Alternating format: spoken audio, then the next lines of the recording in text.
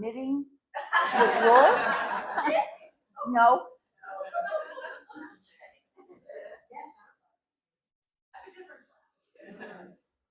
Actually, it'd be a great class. Roxanne, this man say crazy. You talked sometime last week about neomycites or something like that. That's harmful to the ground. It start with an NEO. Oh, the nematoids? Yes. Okay, that's not the same stuff they put in women's cosmetics, is it? No, no, no. That's good. No, no. Well, no, that's neomycites. Yeah, yeah. I just want to make sure because who knows what they put in there. Right? You're better off without it, trust me. Yeah.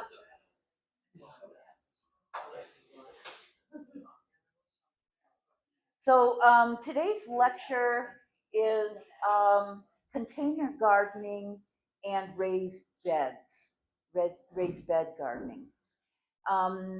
Some of you haven't been here for this lecture series from the beginning. So if there are questions, please ask if I'm not clear on what I say. In the other, we have talked about light and pH, drainage, soil. All of those were topics that we covered. So if I jump across it today and I'm not clear, um, raise a hand and let me explain. I'm just assuming most of you have been listening. We won't test you, but hopefully you're absorbing.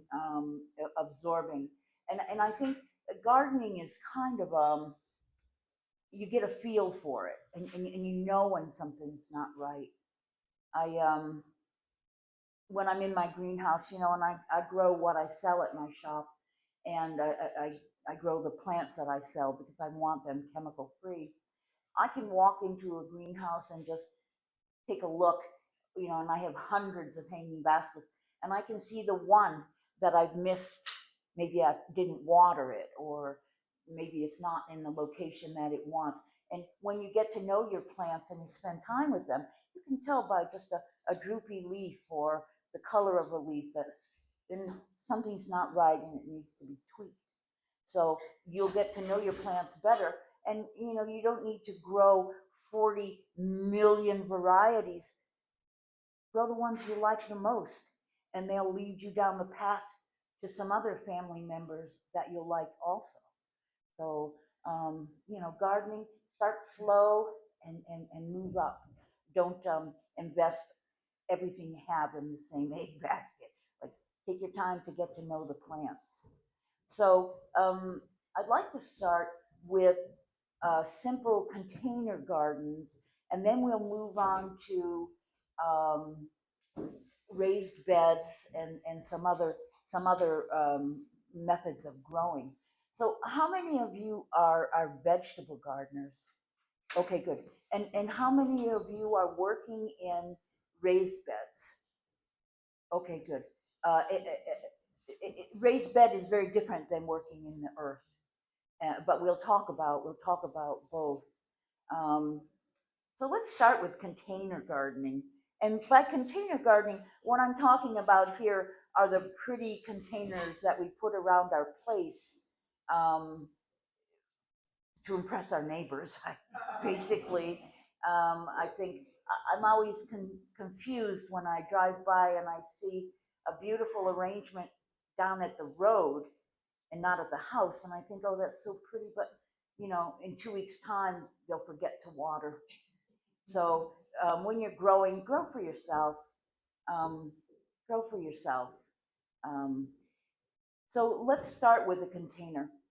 Container size makes a difference in how well your plants survive and placement. So there's a lot to go over here. Let's understand that gardening in the shade and gardening in the sun are two different gardens. Knowing what time of day your container is going to get light um, is important as to what kind of plants you put in that container. We talked earlier saying that the early morning sun is very cool. And so, in order for a plant that needs full sun, you're going to need about 5 to 7 hours of light on that spot to be considered full sun. Okay, and when you're picking plants, they all have little tags, so you can ask how much sun the plant needs. So a full sun plant in that eastern location would need 5 to 7 hours of sunlight. Okay, if you're putting your container on the south, it would need about 6 hours of light to be full sun because that's a little hotter. And then if you're planting where your planter is going to get sun from the west, 4 hours is enough. And I find that amazing, um, to understand that the west, that light is the hottest. That light is the strongest, coming from the west. 4 hours for full sun, not 8. Very often you'll read a tag and they'll say 8 hours of full sun. They're not telling you everything you need to know. So you can expand what you're growing if you understand where you're putting your container. 7 hours, 6 hours, 4 hours. That's a big difference. And on the north, you're on your own. Simply because I don't know how close to the building and shade and out here, uh, from the north, you're probably not getting much sunlight, although you are getting light, and there's a difference. Light means you won't trip over the dog. Sunlight means you got to give the dog some water. So the same with your plants. Okay. So now we understand light. Choosing your container. This is important, and size of the container is important. We as Americans, we're really go-getters and overachievers, and we tend to water our plants like that. We overwater. So if you put a small plant in a large container and water, chances are good you're not going to have a good garden. You're not going to have a good plant because you are going to overwater. So pay attention to that. Size matters. But if you plan to have a big, beautiful arrangement, uh, growing there, then be careful that you understand the mature size of a plant. When you get a little 6 pack of, let's say, annuals, well, they're going to get much larger. So choose your container accordingly. Plastic containers can hold water. So if you're not good at watering or you have to carry water, to get it to that container, go with plastic because you'll have to water less. All right. The porous, terracotta dries out very quickly, very, very quickly. And a lot of people don't seem to um, understand that. So when I'm growing plants in a terracotta, and this I mean unglazed terracotta, I would choose plants for that terracotta that can take some dryness. Um, your hens and chickens, your succulents, will do good in that. But a plant that requires a lot of moisture, um, the alocasias, the colocasias, those big elephant ears, they need moisture. So putting them in a terracotta pot would never work for you. Go to plastic or plastic lined. If you have a gorgeous pot, you can always plant a smaller container in plastic and drop it in, and that would drop it into your terracotta container, and that would the plastic would keep the moisture in. So moisture is really important, and as the summer heat comes along, really, really important. Once you've killed it, you're not You're not getting it back. So you want to be careful of the water. I find too the color. Oh, let's talk about glazed terracotta. Glazed terracotta, the pots that you buy like at Ocean State, those they are wonderful and very much like a plastic pot, but I think better. Thicker walls, a little more insulation to the root system. So when you're choosing, know where they're going. Um, I think a terracotta pot in the south would be a disaster unless you have. I mean, I love to water. I love to water several times a day, but you have to be careful when you water. So where you place your pot and what kind of pot you put there in the plant will make a difference. Let's go pot color. For my hanging baskets, um, I have a choice of green or white in the industry. Those are basically your choices. I always do my hanging baskets in white. And the reason is that in the heat of the summer, it reflects light, and the root system of that hanging basket doesn't get so hot. Okay, a black container absorbs sunlight quickly and can raise the temperature in a potted plant uh, over 100 degrees in a matter of a few, in a matter of say 20 minutes in the sun. So understanding like, well, I'm not that good at watering, and it's a sunny location. So when I get my hanging baskets, I'm going to look for white containers.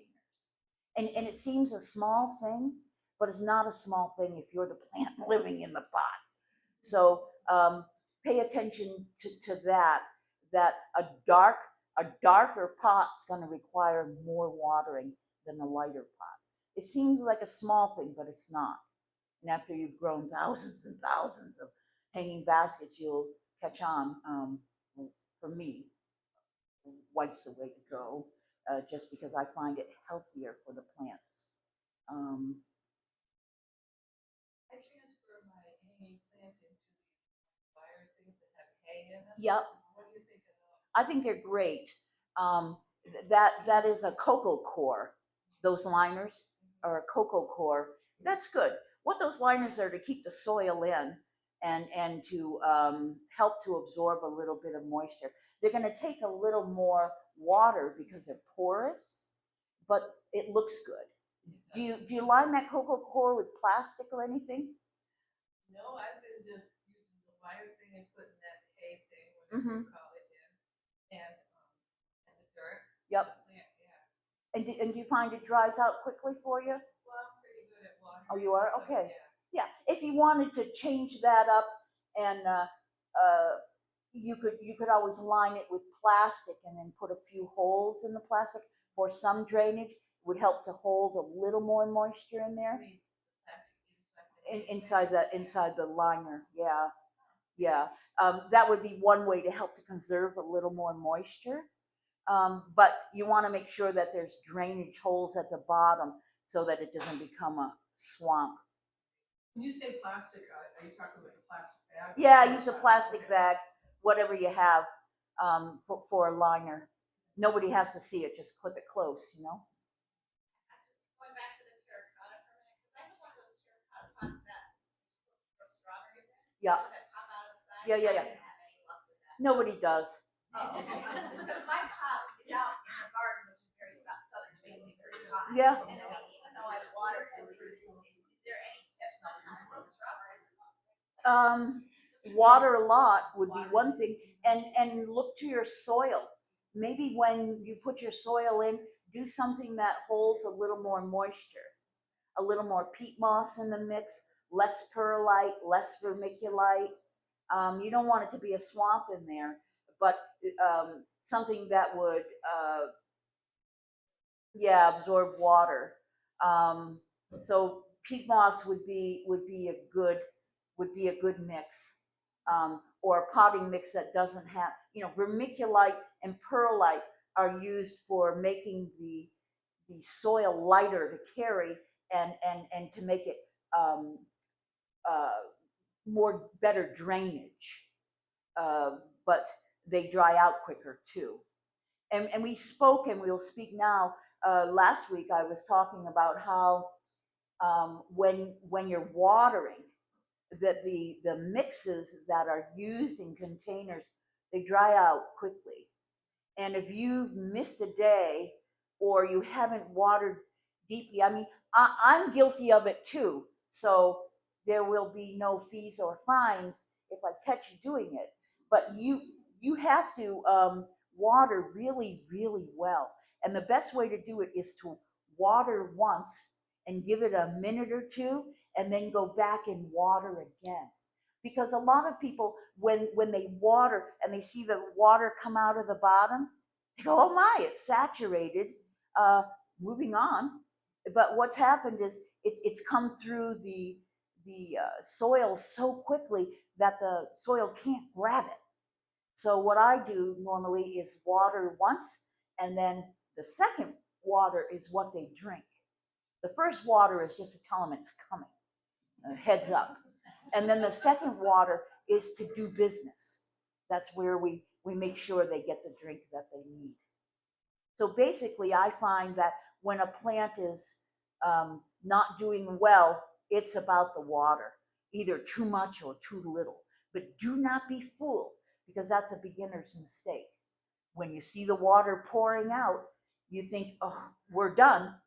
And then later, I had someone call me up and say, um, "Those hanging baskets that I bought from you are brown."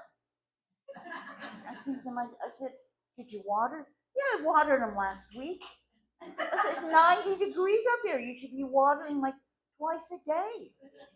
They plants don't come with those care instructions. And a farmer always knows the weather. You want to know what's coming? Ask a farmer, they'll tell you. Because that's really important for plant care. You must know. If it's a cloudy day, like I knew it was going to rain yesterday and today, I did not water in my greenhouse on Sunday. I watered early Saturday morning. So the plants have a chance to take up the water. If you water on a day that's cloudy and the water sits there, that causes, especially with seedlings and new plants, a dampening off. Um, that term in gardening, a dampening off is what kills your seedlings. And you'll see that it looks like somebody pinched them near the ground. So very often, if you started seeds, you'll see the bottom looks like it's been pinched or twisted, and will normally have like an orange or brown color to it. You're not going to revive those plants; they've died. So and they died because of too much moisture at the soil level, and the plants have almost rotted. One way to do that is I water in the morning, which gives them all day to drink what they need. It also gives the air a chance to pass across the soil and across the plants to dry up some of that moisture. So if you're starting seedlings or small plants in containers, sometimes if you run a fan near them, the air moving across the seedlings will help to dry them out, but it also moves the plant, and that swaying helps to thicken the stem and to increase the root mass. So for those of you starting seedlings, put on a fan, and you'll find the health of your seedlings to be much better. All right. So I think we were in somewhere in containers, um, watering.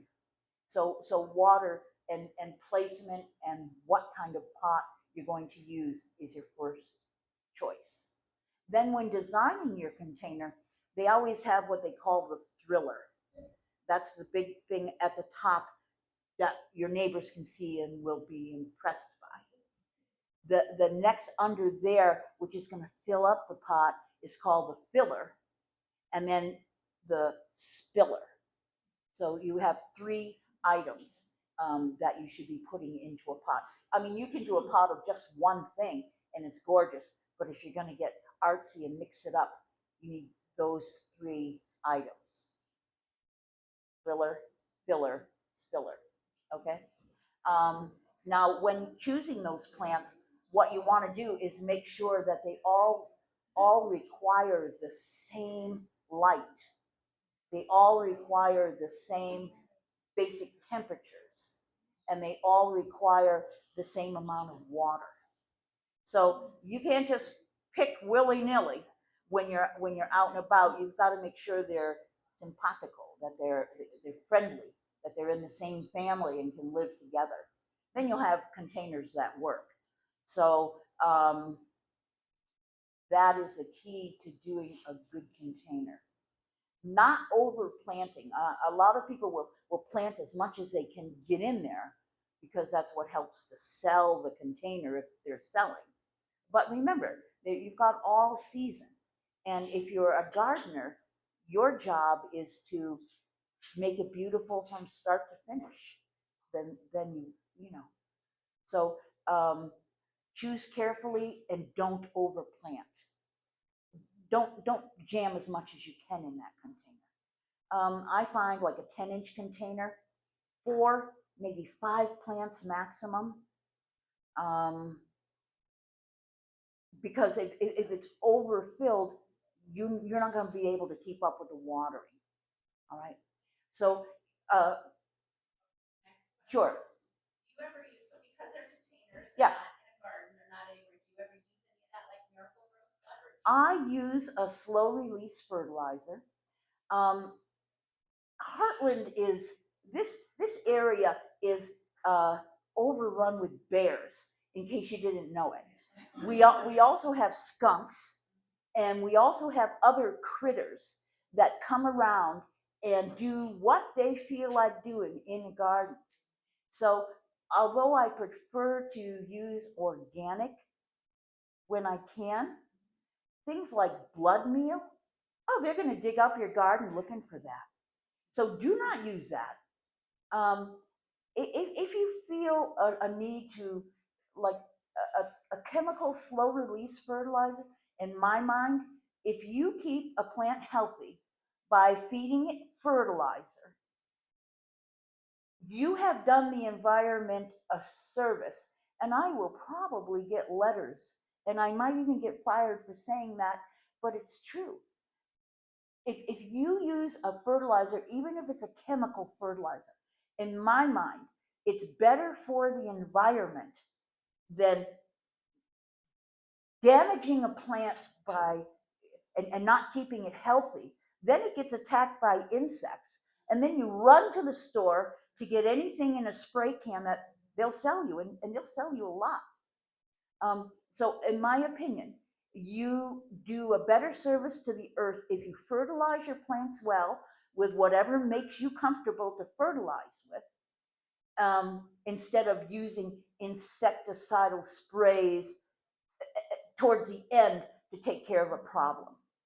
I have one more question. And I know next week you're talking about herbs, Uh-huh. but herbs in containers, will you be talking about it next week, or is that different? No, we'll hit on a lot of herbs. Next week? Yeah, So like even in containers, so. yeah, Okay, yeah, all right. because that's how a lot of people grow. Yeah, All right, I'll wait. sure. Is there any value in having a deeper bed? Well, we're going to talk about beds as soon as I'm done with this container. I'm just trying to get basic containers done. Okay, so in my opinion, a slow release fertilizer or a weekly or bi-weekly feed of a chemical fertilizer is better than letting the plant wane and trying to fix it later with sprays. Insects go to the weakest plant. They go to a plant that is not doing well.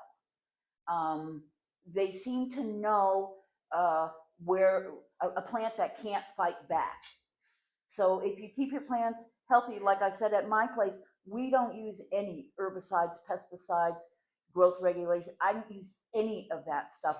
What I do is encourage some wasps to live in the garden, in the greenhouse, and I see them every morning, basket, basket, because what they're looking for is aphids. They love those guys. So they'll just police my hanging baskets in the greenhouse. I don't have to pay them. They come in, they do, and we live in peace for the most part until the heat of the summer. Then they get a little cranky, but by then everything's out of the greenhouse, so we're good. I even grow plants in my herb garden to attract wasps to the garden. But that's for another time. But like a lovage plant, they love the flowers of lovage. It's like you'll see wasps you've never seen before coming, and they are wonderful for taking care of the parasites in the garden.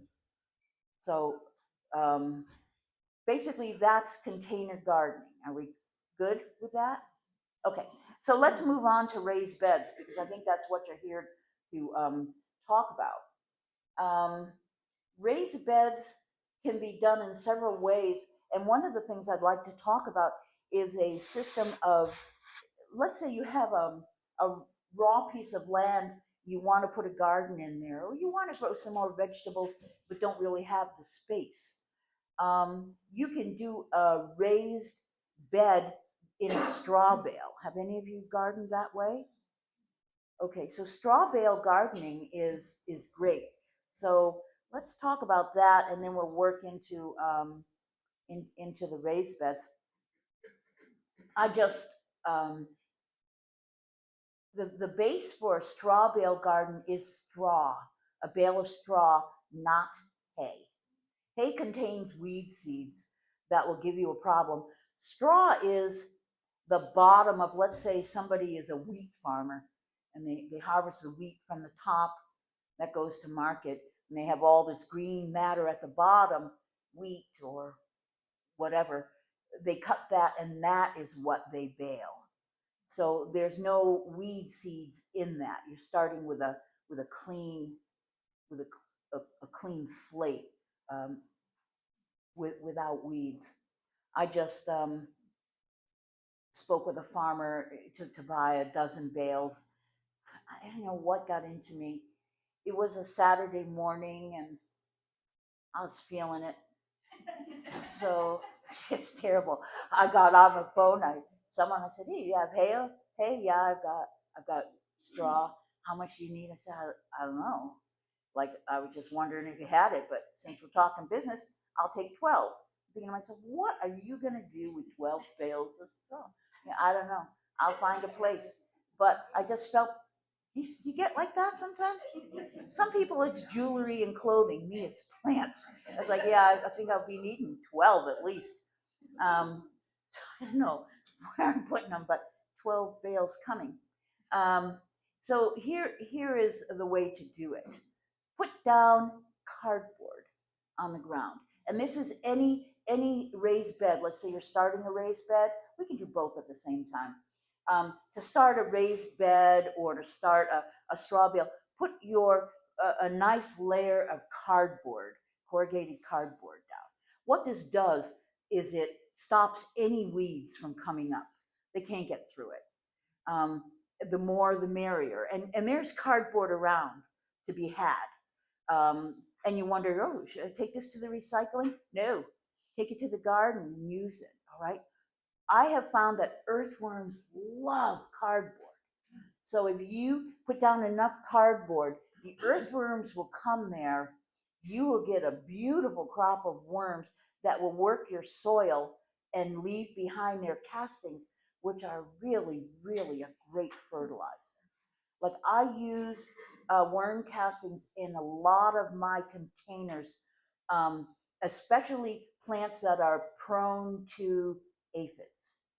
And aphids are drawn to lush, small, tender growth. You never see them on the woody part of a plant. You always see them on the ends. That's because that's the new growth. So by using worm castings, the plant takes up the nutrients from that, and there is a chemical in that attacks the shell of aphids and insects. So once it's in the plant material, um, any aphid, that piercing, sucking insect, the thrips, anything like that that's a piercing, sucking, um, they will get a good dose and that'll be the end of them. And that stays in the plant, like any systemic.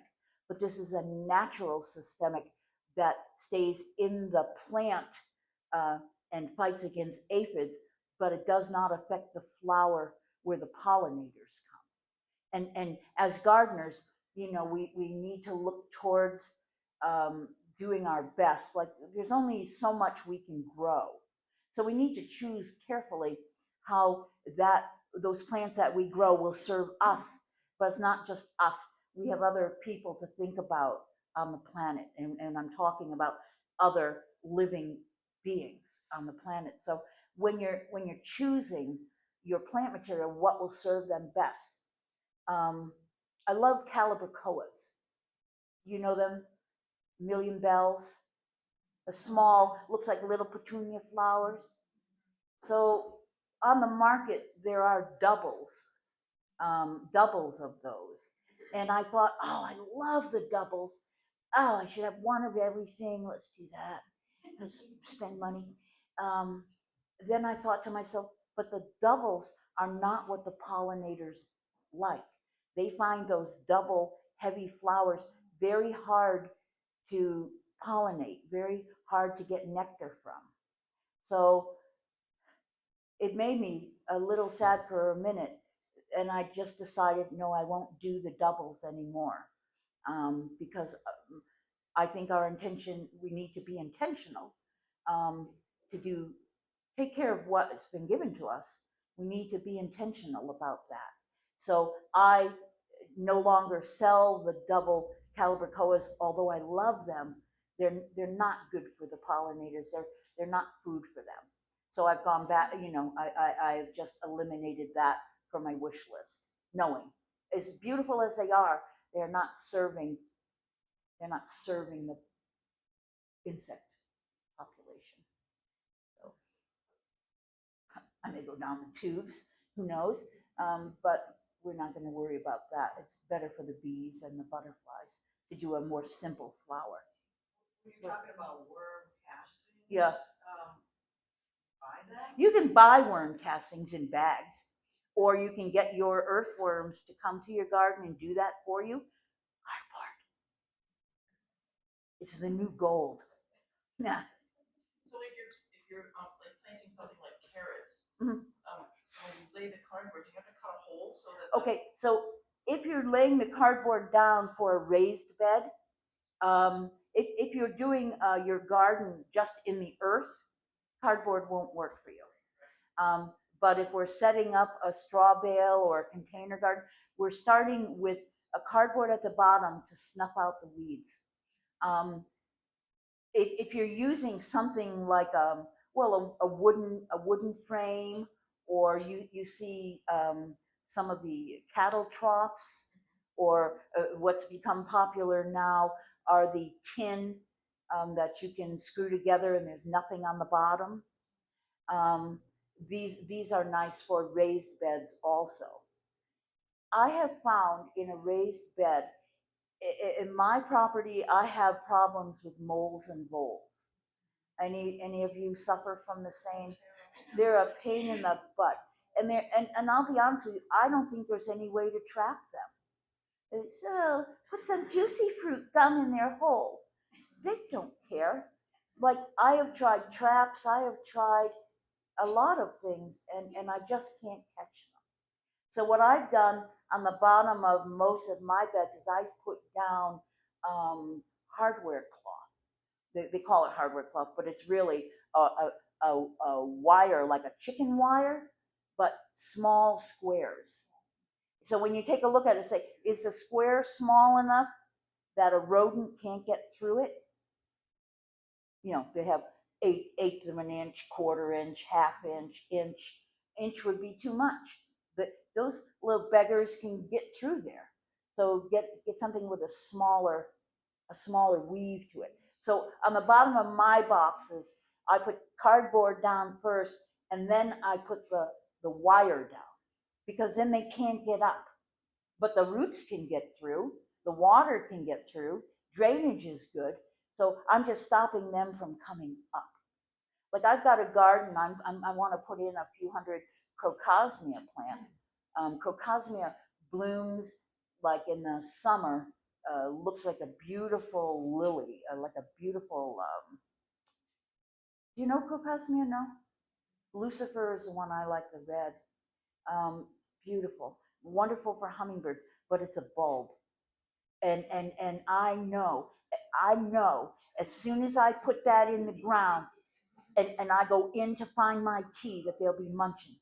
I know this because they do that with my hosta. They just do whatever they want to do.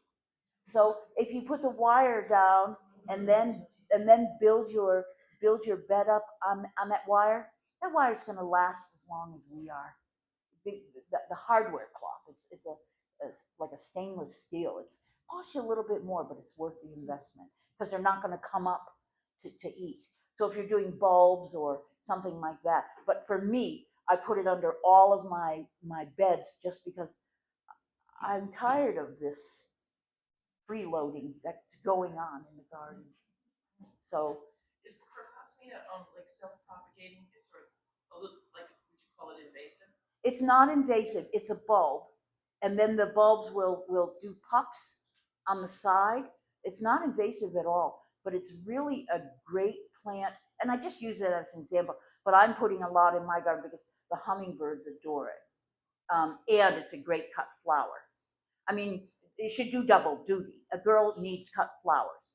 A girl needs to be able to bring bouquets into the house whenever she wants. Life is short. Have some flowers. So crocosmia is a good cut flower. So in my gardens, I do, I plan them so that they can be used for cut bouquets because I like it.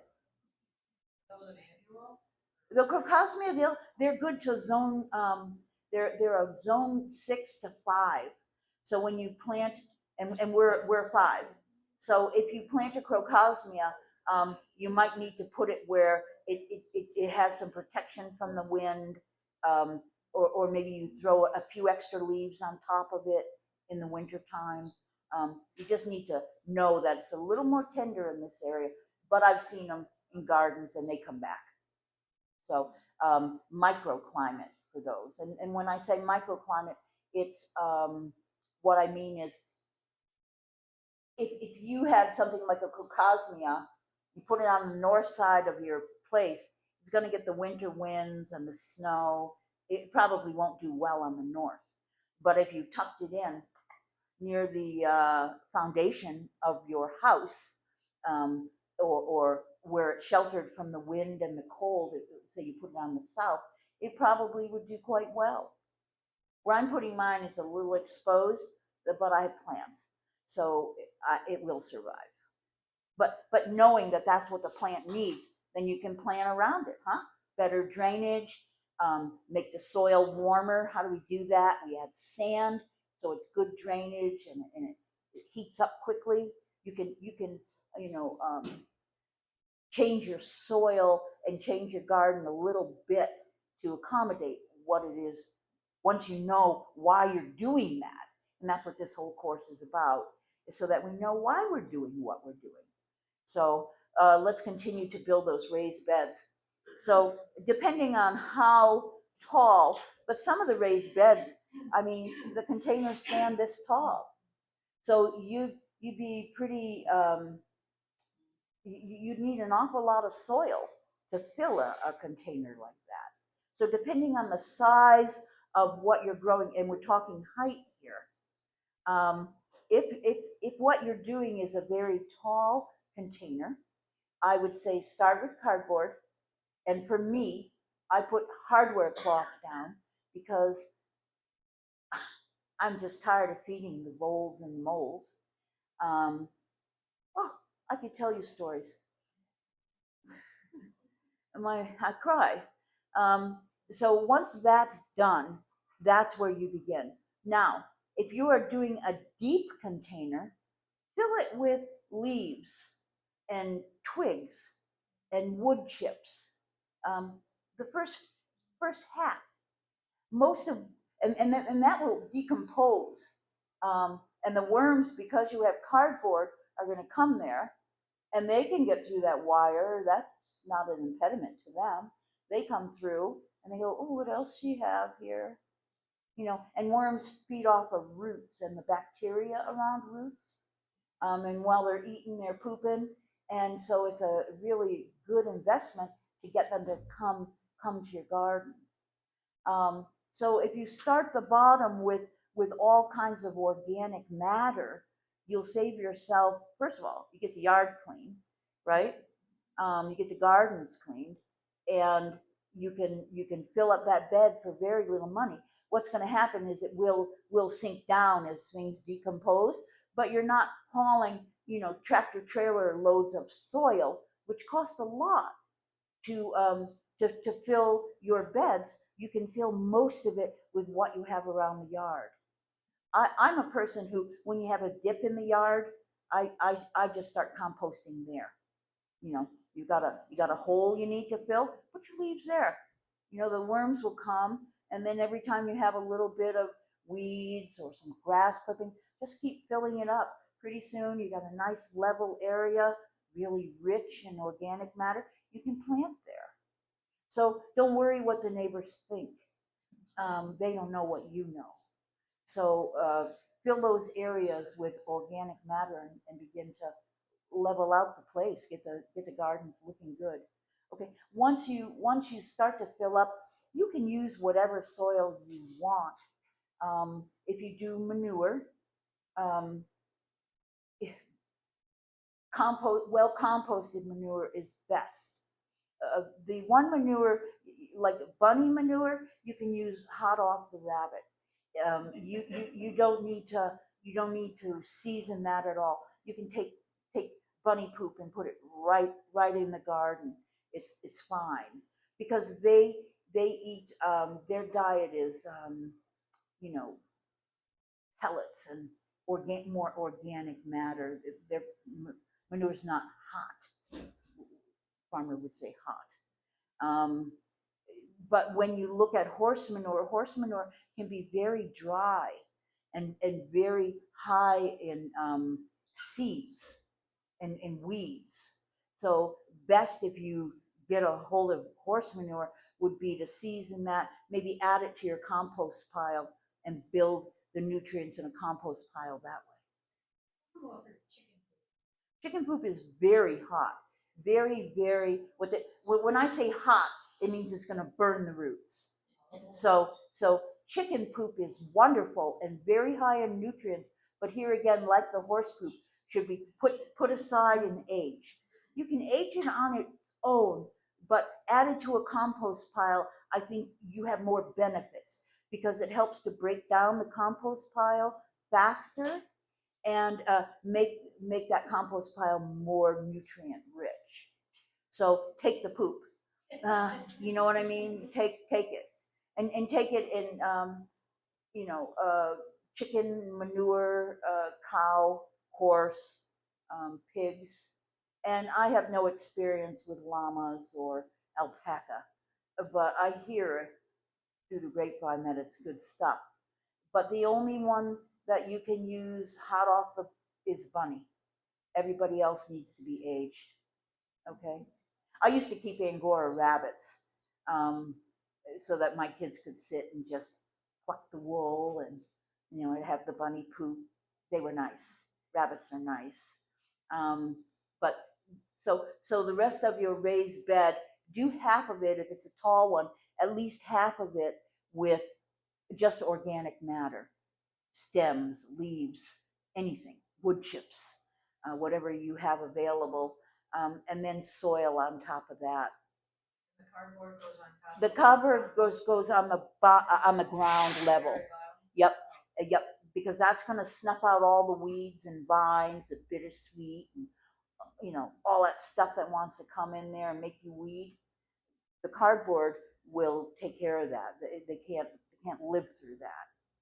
For me, you can always tell when I'm up to something, because I laid cardboard down.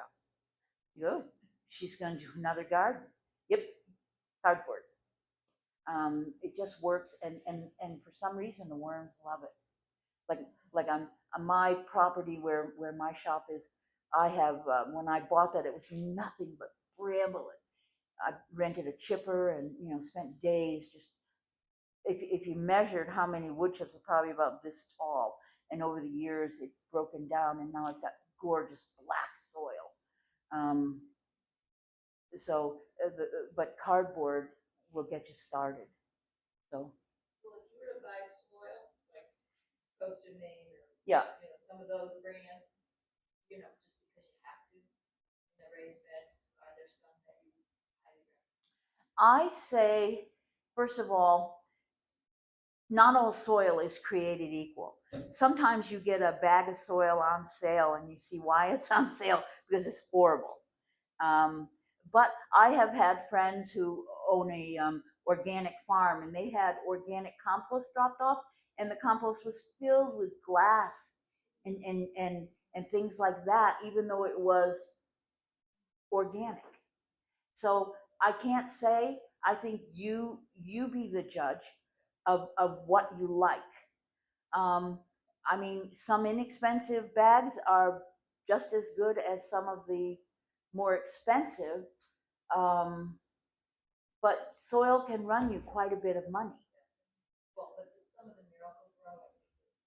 Yeah, and that's what I'm saying. When you find that a soil doesn't work for you, then it doesn't work for you, and find something that does.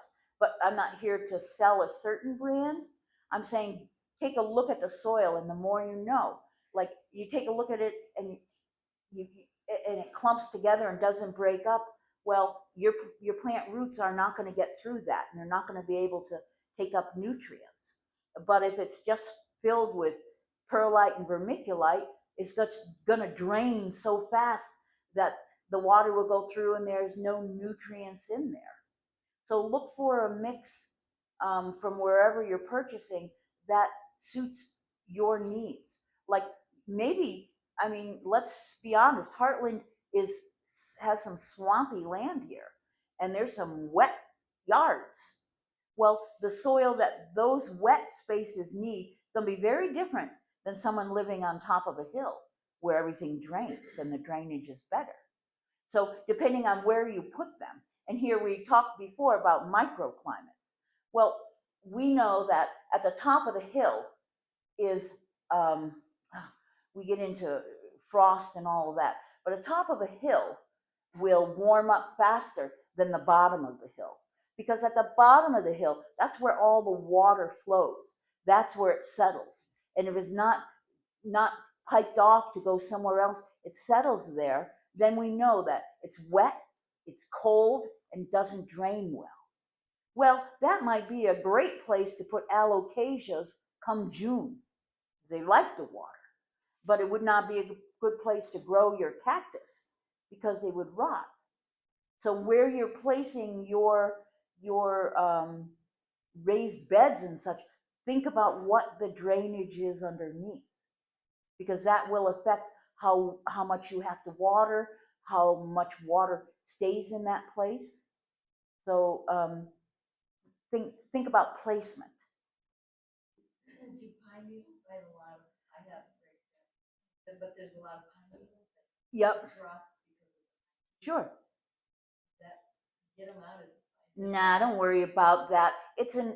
I would rake them off simply because pine is going to lower the pH. The pH for most things that you're looking for, you want to stay neutral. You want to be around a 6 or a 7. If you have a lot of pine needles, that tells me that your soil is very acidic. If you're going to do them in your bed and you've got pine needles in there and pine bark and that kind of thing, you can counteract that by adding lime. Lime will fight against the acidity of those things and help to bring the pH to a more neutral point. We talked about getting a hold of your extension service um, for soil test. So that's on you to do that. If you're worried, tell them what you're growing in there, and they'll tell you how to take care of that. So lime would be what you need to do. Don't worry about the pine needles. You can fill the bottom of the bed with those if you've raked a lot and you've got them. That would be an organic filler. They'll break down. Sometimes you see, you know, you see bags of dirt and it says for raised beds. Is that, do you think that that's more moist than a regular, or more dry than, I or is there a difference? I don't know. It might just be a marketing ploy. I think that you need to know the content. I mean, when you garden and you farm, one of your joys is to put your hands in the soil. Yeah? It feels so good and it's soft and it like just calms the nerves, don't you think? So when you take a look at the soil, put your hands in there and see what you're buying. You know what I mean? See what you're buying. If these people are selling tons and tons of bags of stuff, well, tell them to open one up so that everybody can see what they're selling. You know what I mean? They probably have a broken bag somewhere. Take a look before you invest all that money. But I don't have a favorite. I think a compost pile um, will serve you well because soil is very expensive.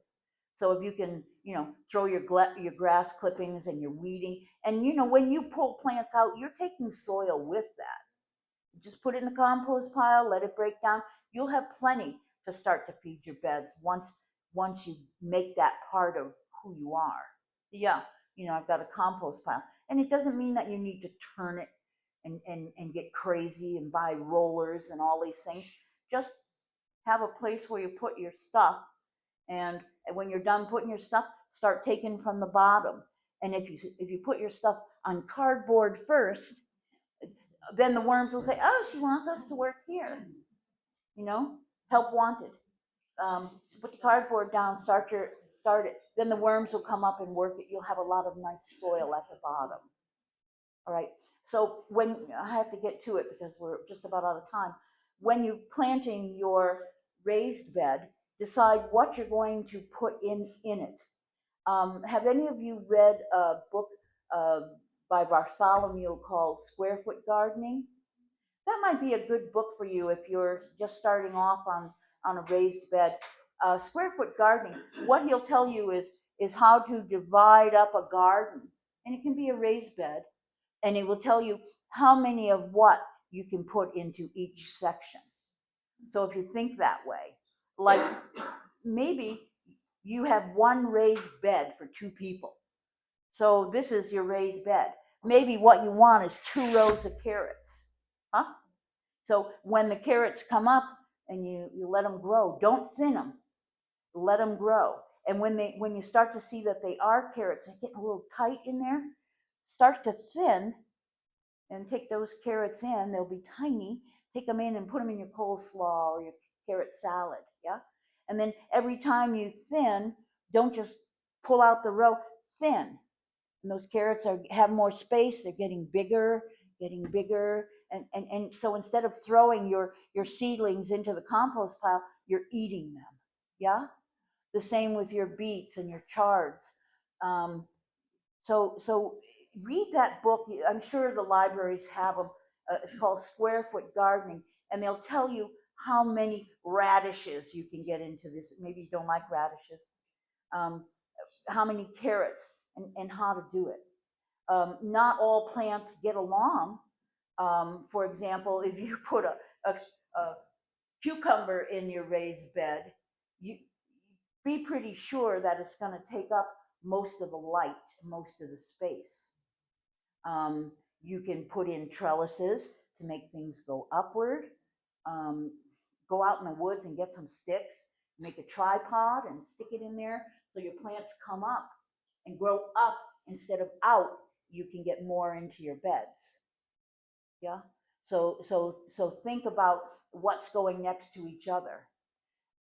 Companion planting in a bed is important that things get along, that they need the same light, the same water. Yeah, we talked about that in a smaller container, that they're friendly to each other and need the same things. The same in the raised bed. Now, if you're doing raised beds year after year, rotate them. We talked about this. It's important to confuse the enemy. Don't plant the same crop in the same bed because it's taking up the same nutrients year after year, and you won't have a good harvest. For example, if this were my bed of peas, and I did those in the early, like today's St. Patrick's Day, yeah, um, plant your peas. You can start planting your peas today if you're, um, have a raised bed. The peas fix nitrogen in the soil. We talked about this. They any of the legumes, the peas, the beans, will fix nitrogen in the soil. So when you pull those plants out, the nitrogen is left in the soil. And what benefits from nitrogen is leafy plants. Nitrogen, the first letter on a fertilizer package, nitrogen is for the leaves. So if peas leave behind nitrogen, follow it up with lettuce or Swiss chard. And you can use the same bed to grow a lot of crops. And if you're smart and you're thinking, you can benefit from what preceded it. Some crops, they're going to need the bed the whole season. So you might have one bed this year, I'm doing peas and then my lettuces. And the next year it might be bed number 2. It might be bed number 3. But rotate, keep a notebook. A good gardener should have a little ledger where they write these things down and you can keep track. Okay, so that if you think you're going to remember, I have a box of labels because I can't remember anything. And I think, oh, I'll remember what I did there. No, 3 days down the road, I have no idea what that is. So I don't do that anymore. I label everything. Those garden markers are wonderful. So I think hopefully I've answered your questions. Are there any others? Because I think we are out of time. Yeah. Can you, I have really low raised beds. Yeah, yeah. And so, can you, and they're already sort of done. Yeah. Can I lay some cardboard on the top between plants to keep the weeds down? Oh yeah, that would be great. Yeah. You have to be careful in the ground what you lay down because very often slugs like to nestle into the cracks between bricks, or they'll find something to hide under, and they can really damage a bed. But cardboard, no matter what I'm doing, I like to start with cardboard. It invites, and it doesn't look so good. So maybe mow your lawn and let your clippings dry, and then put those on top of the cardboard to kind of just make it look good. When you take like lawn clippings and you put them into a garden right away, the lawn clippings are fresh and filled with water, and they begin to decompose, which causes heat, which can be very damaging for any roots that are not deep. So that you must let those cool, like in a compost pile or in a separate pile, until you can use them. Also, when you're mulching, like in a garden, like you're talking, as those things begin to break down, in order to break down, they are sucking nitrogen out of the soil. So replenish their nitrogen, just knowing. And a good sign of lack of nitrogen would be yellowing of leaves near the bottom, would show you that maybe you're nitrogen deficient. Okay. Straw bales. Do we have 2 minutes? Okay. So straw bales. If you're, I almost let that out. Put down your cardboard for your straw bale. I'm putting down wire because I'm not dealing with them. When you get a straw bale, it takes about 2 weeks to get that prepared for planting. All right. Straw bale, you're going to plant directly in there. So you don't have to buy wood for a raised bed. You don't have to buy soil. You have to buy the bale. They're about $10. When you place it on the cardboard, place it with the strings. You're farmers, right? You know a hay bale when you see one. So put the strings on the outside of the bale, not at the top and not at the bottom. The reason is they're going to hold the bale together. The cut ends of the straw are facing up and down. so the moisture can come in and go out. So that's first placement. So for the first 3 or 4 days, you're just going to water it. You're just going to water it a couple gallons a day. That's going to start the decomposition. And do this where you're going to grow it. Yeah. Water it. After that, say day 4 to day 10, begin to fertilize. And you can use a slow release fertilizer, you can use an organic fertilizer, you can use whatever fertilizer you want, but water every day and fertilize. What you're doing is building up nutrients in the hay bale. Yeah. And then about 2 or 3 days before you're ready to plant. So it takes, you do this for about 2 weeks. First, start off with the first 3 or 4 days, start off with a very heavy fertilizer. And then as the week progresses, make the fertilizer less and less. What you're trying to do is starting that to decompose. And you'll know it's working because the hay bale will be very hot.